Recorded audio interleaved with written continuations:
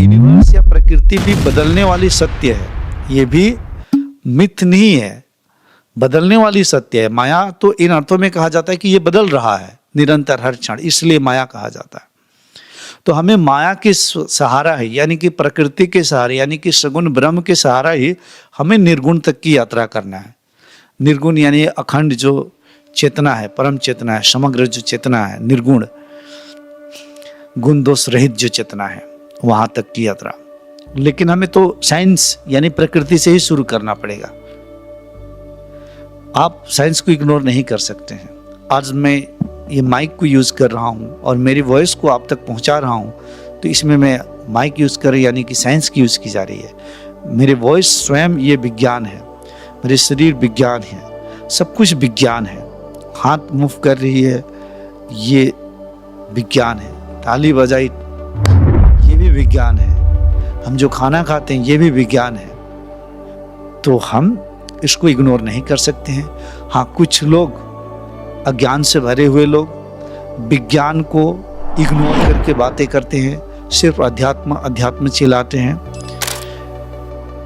अध्यात्म और विज्ञान हमेशा से दोनों एक साथ ही है। जैसे मैंने विज्ञान कहा कि प्रकृति और प्रकृति की पूरी व्यवस्थाएं ही विज्ञान है, यूनिवर्स के लॉज ही विज्ञान है। जैसे मैं कहता हूं कि निर्गुण ब्रह्म के होने मात्र से, या निर्गुण ब्रह्म प्रकृति, अव्यक्त प्रकृति सत्य रजस तमस जब अव्यक्त अवस्था में रहती है, तो इसके साथ निर्गुण ब्रह्म युक्त होकर सुगुण और साकार हो जाता है, तो पूरी सृष्टि की रचना होती है।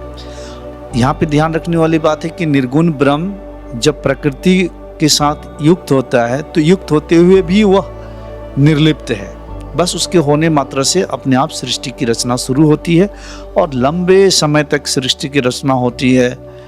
और फिर एक दिन ये सृष्टि एक अपने राइज पर पहुंचती है और धीरे धीरे एक दिन अपने फॉल पे, यानी कि पूरी सृष्टि में आप देखेंगे कि दिन और रात हर चीज़ का राइज एंड फॉल है। कभी आपको बहुत तेज बुखार आया, फिर बुखार धीरे धीरे दवाई लिया, या नहीं भी लिया तो धीरे धीरे देखेंगे कि आप 2.5 से 3 दिन के बाद वो कम होने लगता है।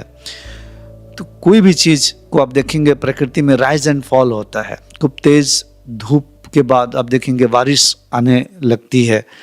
So the system is so scientifically designed in the nature, it happens like this. तो इस प्रकार से चीज़ें घटित होती रहती है।